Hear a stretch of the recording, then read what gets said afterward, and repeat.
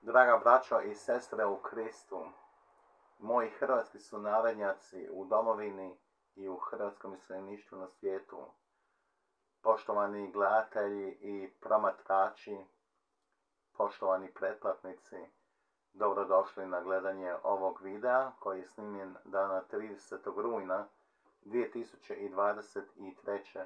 godine na 25. obljetnicu proglašenja blaženog Alojzija Stepinca, odnosno zagrebačkog nadbiskupa i kardinala Alojzija Stepinca blaženim. On je proglašen i žrtvom komunizma i mučenikom, jer ga je titoistički režim trovao do smrti, kako u zatvoru za vrijeme izdržavanja nepravedno mu dosuđene kazne na političkom procesu u Zagrebu nakon Drugog svjetskog rata, tako i za vrijeme izdržavanja kazne pritvora u župi Krašić, koja se nalazi neposredno uz njegovo rodno mjesto Brezarić. I DNK analizom kostiju pokojnog Alojzija Stepinca je Vatikansko povjerenstvo 1994. godine, ako se ne varam, nedvojbeno utvrdilo da je uzrok smrti pokojnog Alojzija Stepinca bilo trovanje, jer su u Stepinčevim kostima pronađeni nesrazmjerno, je pronađen nesrazmjerno visoki postotak otrova.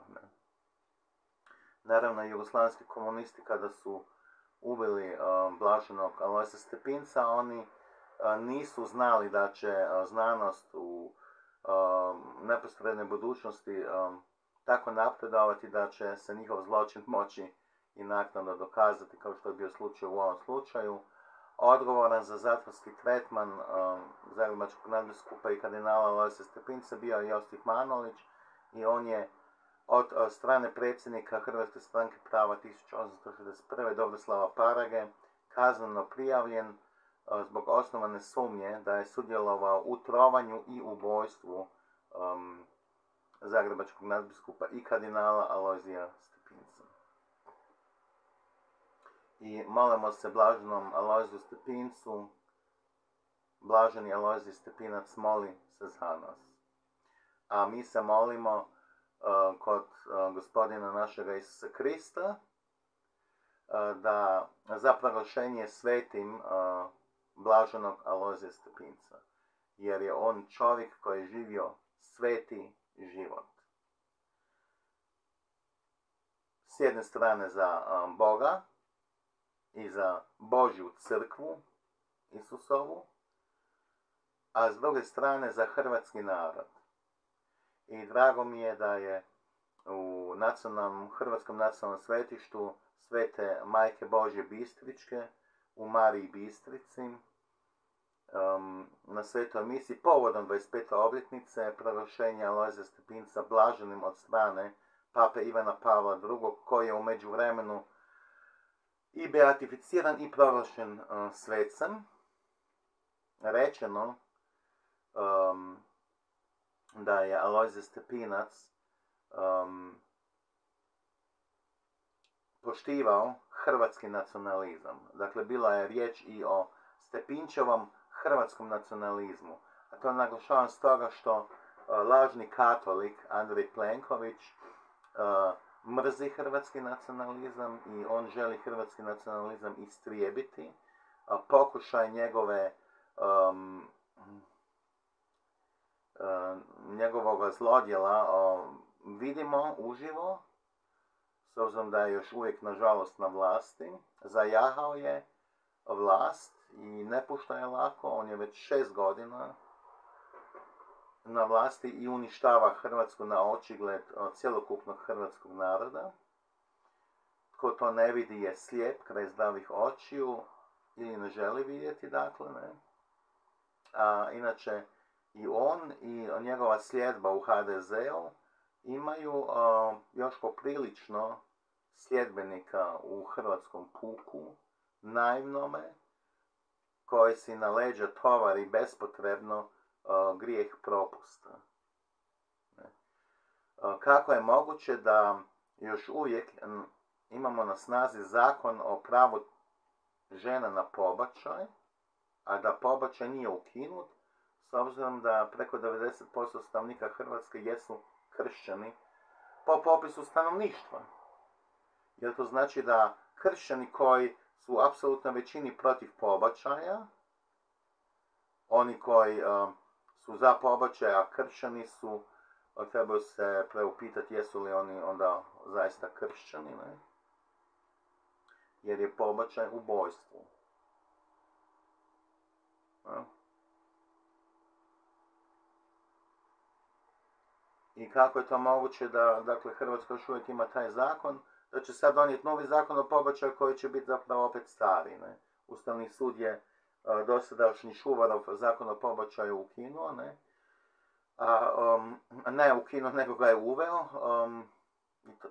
a Ustavni sud ga je onda uoči pandemije ukinuo, čujte, ali uz napotak da se donese novi zakon i da se ga u tom zakonu jamči, dakle, takozvano pravo žene na pobačaj. Vidjet ćemo otkud dolazi to takozvano pravo žene na pobačaj, jer je to dio današnje teme u ovom videu pod naslovom Uputa za uporabu o pojmu mason, masoni, slobodni zidari, slobodno zidarstvo. Sa svoje strane mogu reći da sam prvi put u svom životu čuo za masone možda iz jedne knjige koju sam kupio o politici Stjepana Radića Hrvatske seljačke stranke, dakle jedan povijesni udžbenik, a to bi onda bilo negdje u drugoj polovici 80. godina. Ali nisam mogao uvrstiti masone, nisam imao predodžbu ko su masoni zapravo. I onda mi je Dobroslav Paraga skrenuo pažnju na masone, dakle negdje, ajmo reći, u drugoj polovici 90. godina. A pošto on ozbiljno govorio o masoneriji, a ja i tada još nisam imao neku predodžbu ko su masoni, kakvu snagu oni predstavljaju, a s obzirom da je gospodin Paraga ozbiljno govore da su oni opasni od komunista, to me uzbudilo, znači. To je u mene pobunilo sva zvona na uzbunu, znate. I onda sam se išao detaljno informirati, što radim do dana današnjeg. I moje mišljenje, na osnovi znanja mojega, kojega sam stekao, zahvaljujući dragom Bogu, da su masoni najveći neprijatelji hrvatskog naroda u hrvatskoj povijesti, da su masoni krivi za Bleiburg i križni put, i za partizanske ratne zločine, i za četničke zločine, u NDH u Drugom svjetskom ratu nad hrvatskim pukom, nad hrvatskim narodom, da su masoni odgovorni i krivi za jugoslavenske komunističke zločine od okupacije Hrvatske 1945. do njenog oslobođenja 1991. godine, da su masoni krivi za rat 90-ih u Hrvatskoj i Bosni i Hercegovini, to je za velikosrpsku agresiju, da su oni izravno pomagali velikosrpskog agresora kao što su prije pomagali komuniste i Titov partizanski komunistički pokret, ne? Ali i jugoslavenski pokret uoči Prvog svjetskog rata. Uvjeren sam da je biskup Josip Juraj Strossmayer, ako sam nije bio mason, o čemu nemam dokaz, tako da to ne želim tvrditi, ali da su ga pridobili za suradnju i da im je išao na ruku, jest. I postoje čak indicije, ako ne i dokazi, da je on zapravo već tada tražio od Svete stolice da se svećenici smiju, dakle zahtjev je postavio da se svećenici smiju ženiti, razumijete, i neke druge vrlo dvojbene moralne ili nemoralne prijedloge i zahtjeve imao, i on je zapravo osnivač ove stare katoličke crkve koja postoje u Hrvatskoj dan danas, ne? On je duhovni otac te šizme zapravo, ne? I je zastupao tu šizmu, ali je duhovni otac te crkve onda. A Rimokatolička crkva u Hrvatskoj ga slavi kao biskupa, iako je on nanio nemjerljivu štetu politici oca domovine Ante Starčevića, koji je bio vjernik u Boga, katolik.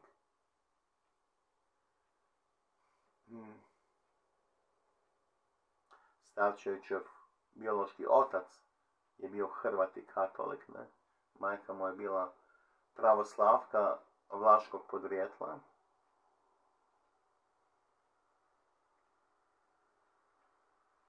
Tako da masoneriju povezujemo i sa osnivanjem velikosrpskog pokreta polovicom 19. stoljeća, jer vidimo po povijesnoj dokumentaciji da je jedan poljski grof koji je bio mason, znači vjerojatno djelovao kao lažni katolik, radio za masoneriju, potaknuo Srbe da stvore nacrt o Velikoj Srbiji i da krenu u osvajanje Srbi susjednih zemalja, pa su si masoni izračunali da će preko takve Srbije ili preko velikosrpske politike upravljati Balkanom. I to je išlo na ruku onda britanskoj politici koja je surađivala sa svjetskom masonerijom na dragovoljnoj osnovi. Znači, slobodni izbor Engleza, engleske elite jest velike većine te elite da surađuju sa masonima, a masoni su neprijatelji Boga i Isusove crkve. I sad onda krećemo in medias res u objašnjavanju što su masoni. Ne?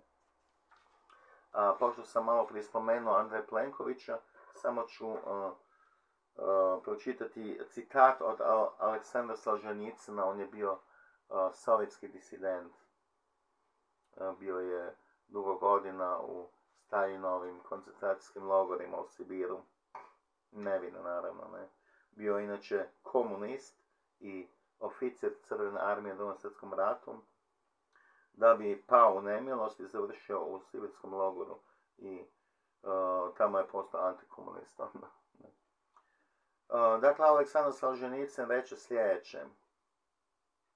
Komunistički sustav prepoznaje se po tome da štedi kriminalce, a političke protivnike kriminalizira.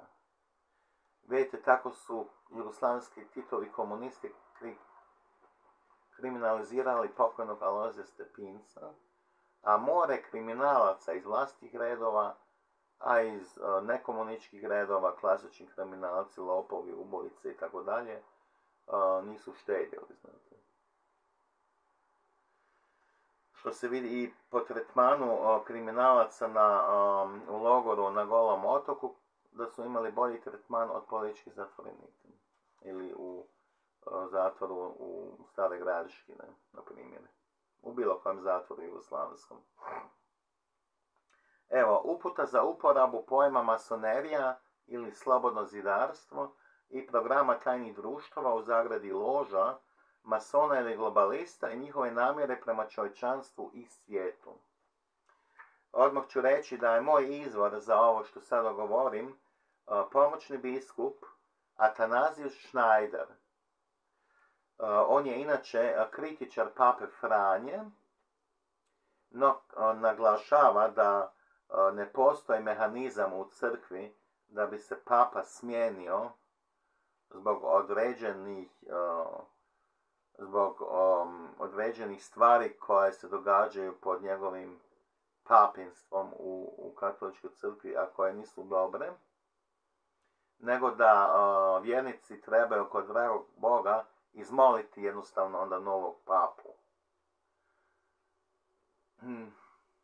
Atanazij Schneider je dijete njemačkih roditelja iz Berlina.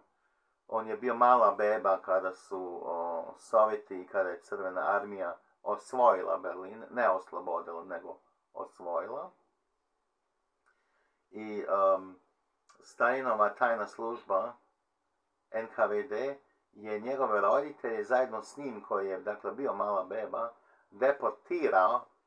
deportirao je znači njegove roditelje u Sibir, u koncentracione logore, gdje su proveli određeno vrijeme, da bi nakon 10 godina, kada su inače puštani na slobodu njemački ratni zarobljenici, to jest ostaci ostataka koji su preživjeli Staljinove logore komunističke, bili otpušteni dakle iz logora, ali deportirani onda u Kazahstan.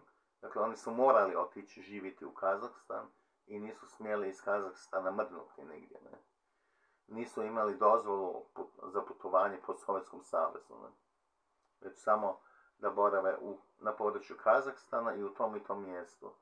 I onda je negdje 70. godina su njegova majka i njegove sestre i on postavili su zahtjev da kao Njemci da isele u zapadnu Njemačku.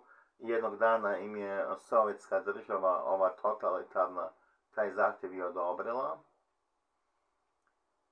Vjerojatno pod obrazloženjem da su oni kao Njemci ostali oponenti sovjetskom društvu i socijalističkom sustavu, da ne prihvaćaju SSSR, a kako ih nisu ubili, nego su oni preživjeli logor, onda su im vjerojatno zato dozvolili da isele, kako ne bi druge ljude pod navodnicima zarazili sa antikomunističkom ideologijom, ne?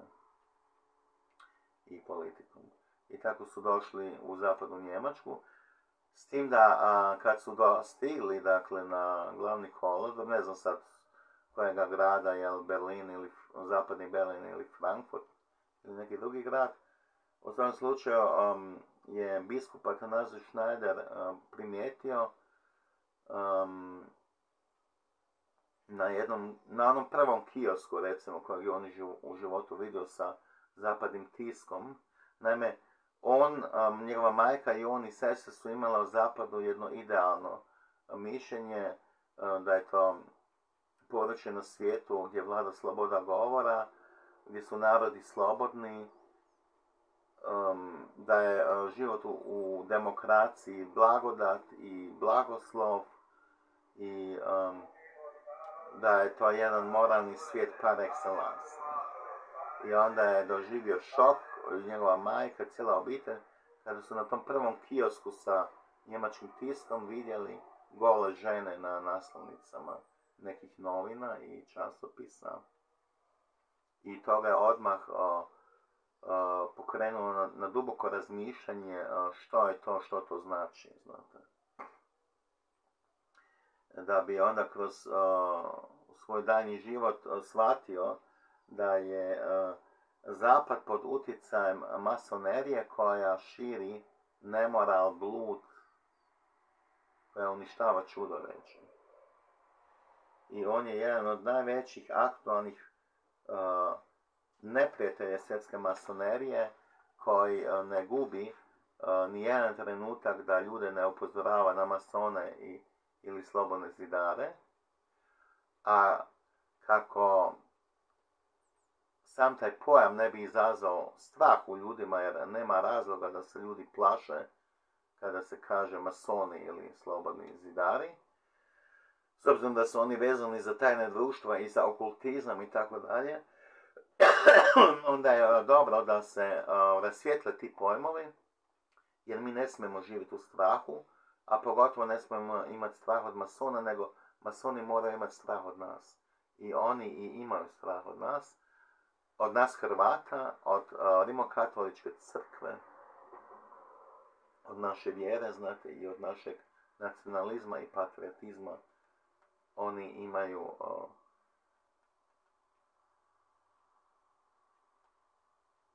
jako veliki strah od nas i pred nama. A samo ću naglasiti da smo mi Hrvati pobjedili masone u Hrvatskom ratu za slobodu i nezavisnost od 1991. do 1995. godine. I kad smo u Oluji oslobodili velike dijelove Hrvatske, kad su to naši hrvatski branitelji učinili, oni su na taj način pobijedili masoneriju, jer je masonerija forsirala srpsku okupaciju i pobunjene Srbe u Hrvatskoj i Beograd koji ih je podržavao, odnosno Miloševićevu Srbiju. I kad smo mi oslobodili Republiku Hrvatsku od utjecaja pobunjenih Srba, onda je svjetska masonerija automatski izgubila svoj utjecaj u Hrvatskoj. I ostaje još samo utjecaj u Bosni i Hercegovini i u Srbiji. Ne? Tako da je to bio veliki udarac masoneriji i oni nam se osvećuju do dana današnjeg, instalirali su nam na čelo naše države praktički sluge masonerije. I odmah ću naglasiti po čemu možete masone i masoneriju prepoznati u politici. Dakle, njihove marionete. Ja ne tvrdim da su ti političari u Hrvatskoj koji vladaju, koji su na vlasti, kao Andrej Plenković, Zoran Milanović, da su oni masoni. Ja o tome nemam nikakav dokaz. I to bi bilo najgluplje što bih uopće rekao kada bih to tvrdio, razumijete. I vjerojatno bih ispao nevjerodostojan i i to bi bio kraj mom uopće u javnom angažmanu, ne, da tako kažem. Ne. Ali oni služe masoneriji, to je druga stvar, znate. Oni idu masonima niz dlaku, slobodnim zidarima. Na primjer, slobodni zidari su javno objavili da se zalažu za masovnu ilegalnu migraciju Crnaca i Arapa, dakle muslimana, različitih rasa iz Afrike i sa Bliskog istoka i azijske narodne rase u Europi radi uništenja bijele rase, ljudi i kršćanstva.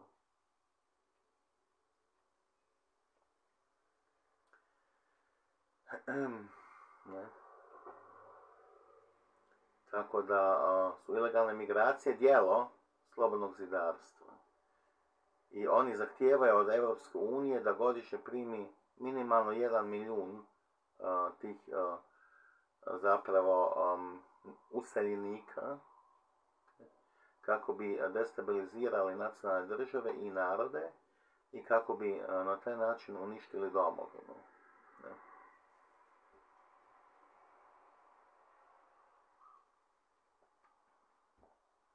Evo, o ovome što sad govorim bit će riječi o mojoj novoj knjizi.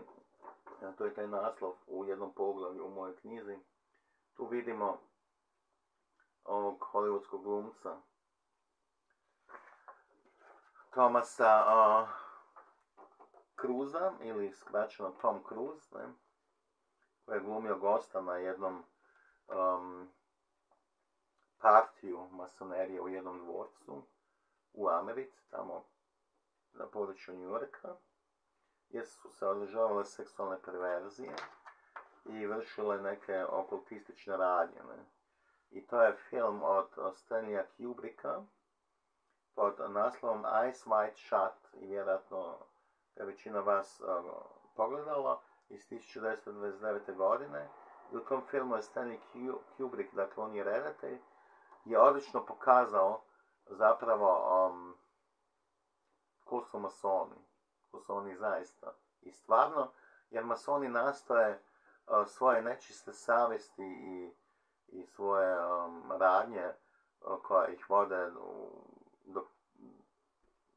do koljena u krvi, znate,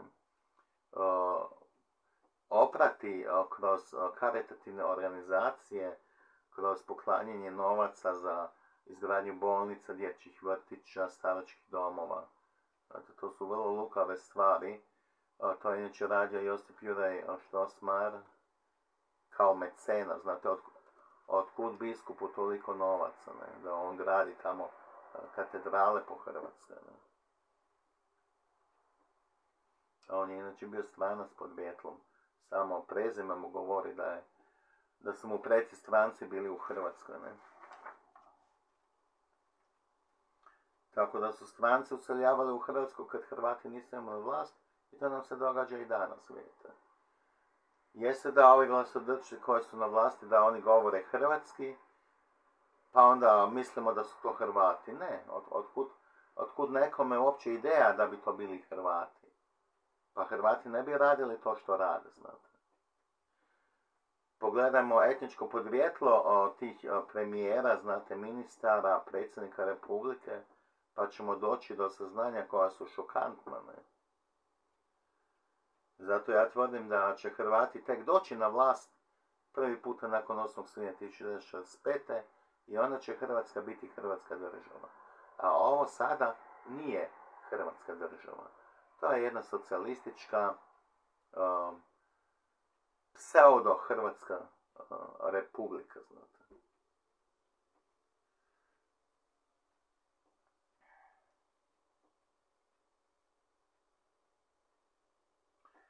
I taj igrani film, hollywoodski, kojeg je režirao Stanley Kubrick, podsjeća na jedan stvarni parti svjetske masonerije ili bal, tih globalista, ne, koji je zaista održan u jednom dvorcu, i to u dvorcu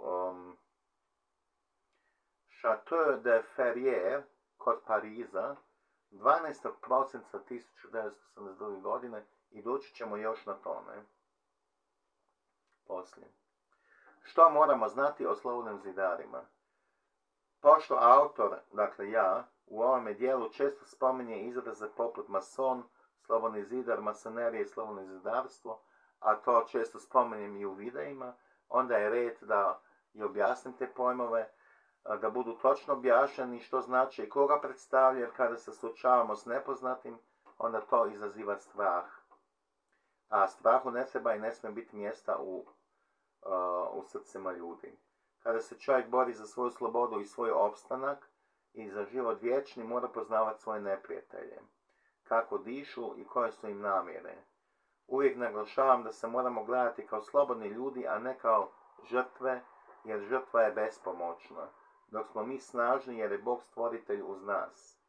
Znamo da sve što mi ljudi jesmo imamo darovano od našega nebeskog Oca i njegovog jedinog Sina Isusa Krista, i Duh Sveti nas vodi po volji Božoj, i da nam je stvoritelj darovao slobodni izbor i da nam nitko drugi na istini ne jamči život vječni osim Isus Krist, Sin Božji po nebeskom Ocu. Također moramo znati da masoni nisu svemoćni, da nisu nad ljudi, ali jesu opasni, i to zbog zle namjere koju imaju prema nama i zbog tajnoga znanja s kojima raspolažu i koje koriste protiv nas, i zbog svoje financijske moći koju crpe iz središnjega bankarstva na koje drže monopol. Samo zato su opasni i moćni, ali nisu svemoćni i nisu nikakvi bogovi, niti su nadljudi. I mi ih možemo u svakom trenutku poraziti do nogu.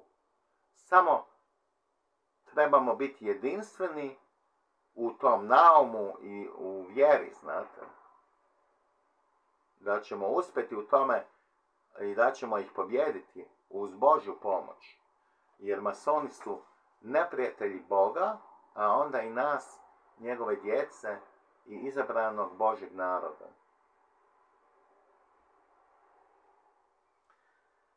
Znamo da njihov Bog, dakle Bog masona, je samo jedan samozvani Bog, pisano s malim slovom, a ne Bog, pisano s velikim slovom, koji jest. Znamo da smo mi Hrvati jednom već pobijedili masone, dakle s Olujom, kojom smo našu zemlju oslobodili od srpske okupacije, i da ih možemo iznova tući i pobijediti. Evo, vrsta riječi imenica masonerija dolazi iz francuskog jezika i piše se M-A-C-O-N-N-E-R-I-E, masonerije, i znači slobodno zidarstvo. Zašto se ova skupina ili sekta, zapravo bolje rečeno, tako zove? Zato što se masoni drže slobodnima od katoličke crkve i grade terorizmom, prevratima i ratovima svoj novi svijet, koji se razlikuje od našeg svijeta kojeg Bog stvori, i društva koje se razvilo pod utjecajem kršćanstva, odnosno vjere u pravoga Boga. Slobodno zidarstvo djeluje u tajnim društvima. Tajnost djelovanja bila je slobodnim zidarima zapovjeđena iz razloga što su namjere vrha piramide slobodnog zidarstva bile jesu prevratničke. Cilj im je dovesti do prevrata na cijelome svijetu i oteti svijet od ljudi i čovjeka i ljude jednim dijelom istrijebiti, a drugim dijelom porobiti i učiniti svojom robovskom radnom snagom pod njihovim strogim nadzorom putem moderne tehnologije, čipova usađeni pod ljudskom kožom kao spoj čovjeka i tehnologije ili transhumanizam, što je onda čovjek kao prijenosnik obavijesti koji se nalazi pod 100% kontrolom gospodara tehnologija i informacijsko-novčarskog digitalnog sustava. Pobornik nadzora male skupine svjetske samozvane elite nad narodima svijeta, oholi globalist Noah Harari sa sveučilišta u Jeruzalemu i savjetnik Svjetskog ekonomskog foruma u Davosu i od njenog voditelja Klausa Schwaba, reče da visoka tehnologija omogućava prvi puta u povijesti uvođenje totalne kontrole nad cijelim svijetom i čovječanstvom. A to je totalitarizam.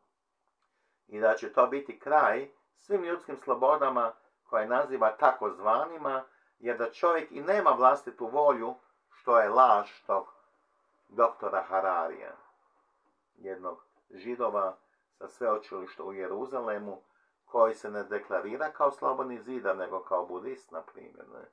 Ne? Malo sutra, znate, kome on služi. Ne? Slobodni zidari sebe nazivaju globalistima jer djeluju globalno, dakle na cijelome svijetu. Oni su internacionalisti i nisu domoljubi. Saveznici slobodnih zidara jesu ljevičari, u zagradi marksisti, to jest socijalisti i komunisti. Ne? Tajna društva slobodnih zidara ili framazona jesu lože. Dakle, tajno udruženje religiozno-političkog društva, prevratnika ili revolucionara i terorista. Slobodno zidarska društva djeluju na načelu tajnosti kao i komunističke tajne ćelije, tako da pripadnici neke ćelije nemaju pojma o postojanju druge ćelije i njenim pripadnicima se pridaje važnost kao da su najvažniji, iako nisu, pošto se nalaze ispod najvažnijih članova tajnog društva, koji su visoko gore na hijerarhijskoj ljestvici piramide, na čelu koje se nalaze veliki meštar. Znak slobodnih zidara jesu šestar i pravokutnik, a unutar tog šestara i pravokutnika imamo veliko slovo G, što je kratica za gnosis ili znanje, takozvano tajno znanje, s kojima oni, raspolažu. Ne? Ali sve tajne na ovom svijetu se doznaju, tako da smo mi danas praktički u jednoj situaciji da znamo sve tajne masona. Ne? I zato oni sad djeluju ubrzano, jer su sve njihove tajne isplivale na površinu kao govna, znate. I oni se sada nalaze u neobranom grožđu, jer cijeli svijet zna za njihove zločine i za njihove zločinačke namjere, prevrata na cijelome svijetu, i oni se rade ubrzano preko Europske unije, NATO-a i preko Sjedinjenih Američkih Država, da ostvare svoj naum, dakle, s jedne strane da jedan dio čovječanstva bude istrijebljen, a drugi dio da porobe. A to nastoje kroz revolucije i revolucijom učiniti i kroz svjetski rat.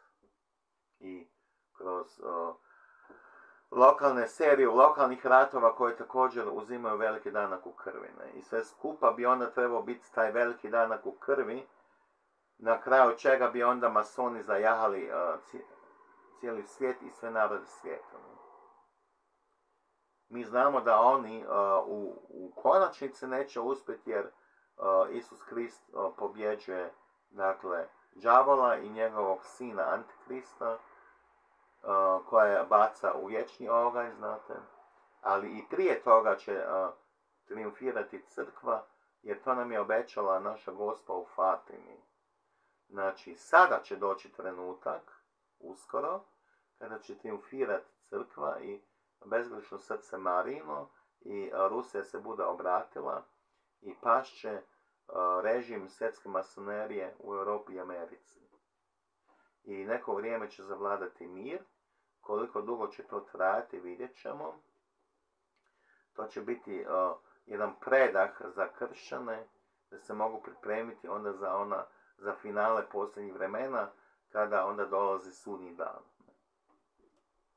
To je sve opisano u Bibliji. Čitamo biblijsku knjigu o Otkrivenju, u svakom slučaju preporučujem svakome. Dana 24. lipnja 1717. godine, dakle početkom 18. stoljeća, dogodilo se ujedinjenje 4 slobodno-zidarska društva, tajna društva, u jednu veliku tajnu ložu Londona. Za primijetiti jest da je London postao centar svjetskog terorizma nakon što se u Engleskoj dogodila hereza kada je kralj Henry VIII napustio Svetu katoličku crkvu i osnovao državnu i protestantsku anglikansku crkvu, čiji je kralj njen čelnik iz razloga što se zbog ljubavnice rastao svoje španjolske supruge, koja je bila katolik, tako da od Svete stolice nije dobio dozvolu za rastavu braka i pri tome je još uvrijedio španjolski dvor. Prve slobodno-zidarske dogme napisao je protestant James Anderson. Na čelu tajnih loža nalaze se najčešće židovski masoni, iako ima i nežidovskih, najčešće iz protestantskih krugova. Masoni se pretvaraju kao gušteri, javno mogu djelovati kao katolici i predavači na bogoslovnom fakultetu ili biti biskupi, a tajno služe svjetskoj masoneriji. Tamo gdje u društvu, bilo u crkvi ili politici, vladi ili parlamentu ili nekome mediju, nema logike i domoljublja, tamo odlučuju masoni preobučeni u odjela političara, biskupa ili novinara ili glume katolike. Znači, nedostatak logike vam treba odmah upaliti sve sijalice u glavi da se radi o tome da su u neki događaj upleteni masoni. Kad nema logike u politici, kad nema logike u političkom djelovanju vlade Republike Hrvatske, na primjer i predsjednika vlade ili predsjednika Republike, to vam je znak da na te naše čelnike djeluje svjetska masonerija, da ih je stavila u svoj džep ili ih je izravno kupila ili oni čak rade dobrovoljno za njih po svome marksističkome odvoju, jer marksizam je djelo svjetske masonerije. Sveta katolička crkva je 1738. dakle otprilike 20 godina nakon ujedinjenja masona po papi Klemensu XII. Osudila slobodno zidarstvo i kaznom ekskomunikacije zaprijetila onim katolicima koji tajno surađuju s masonima ili jesu u stvarnosti masoni, što za ekskomunicirane znači gubitak života vječnog, jer što čovjek sveže na zemlji vrijedi na nebu, tvrdi se u Svetome pismu. Masoni vjeruju da će imati život vječni time što štuju đavla. Zamislite vi to. Masoni sve izokreću. Oni su majstori izokretanja. Tako da dobro nazivaju zlim, a zlo nazivaju dobrim, a to rade i boljševici, komunisti. Evo, i danas imamo komuniste u vlastima, od koalicije Možemo do HDZ-a i SDP-a. To su sve komunisti, znate, neokomunisti, komunisti, titoisti, nazovite ih kako god hoćete. Sve su, samo nisu demokrati, znate.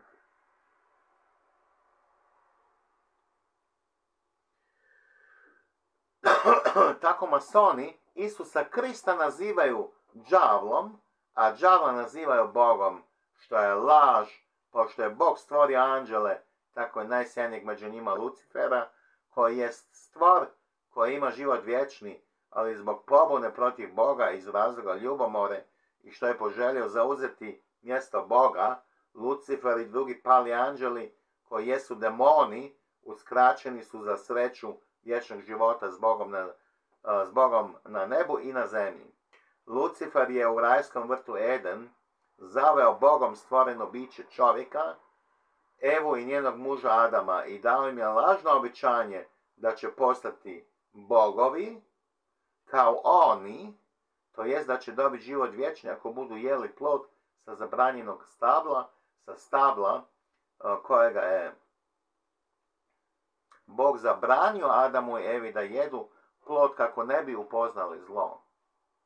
Adam i Eva su imali život vječni darovan od Boga prije nego su jeli plod sa zabranjenog stabla. Tako je Bog darovao i autorizirao čovjeku slobodni izbor nakon što je pao u grijeh, kako bi mogao birati između dobra i zla. jer je upoznao zlo. Ne? Đavo ima pristup ljudskoj duši samo ako čovjek to dozvoli. To je posebno naglasio sveti Padre Pio. Sveta katolička crkva je dakle osudila svjetsku masoneriju već 2 desetljeća nakon njena ujedinjenja, a Papa će 1884. godine donijeti encikliku Humanum Genus, u kojoj se slobodno zidavstvo osuđuje i naziva uništavateljem Božjega kraljevstva. Slobodno zidavstvo je religija suprotnog predznaka, klanja se Luciferu, to jest čistome zlu. Inače, imenica religije dolazi od riječi religio ili vjera, a religare znači povezivati, okupljati se. Religija ili organizirani sustav vjerovanja u kojem čovjek u središtu svog života stavlja Boga. Religija jest povezivanje čovjeka s Božjom ljubavi. A mi znamo da su komunisti, to jest marksisti, ozloglasili religiju da je to opijum za narod. Čujte, na neki način jest opijum, jer smo mi, kršćani i katolici, opijeni s Božjom ljubavi, razumijete? Božja ljubav je taj eliksir. Ne?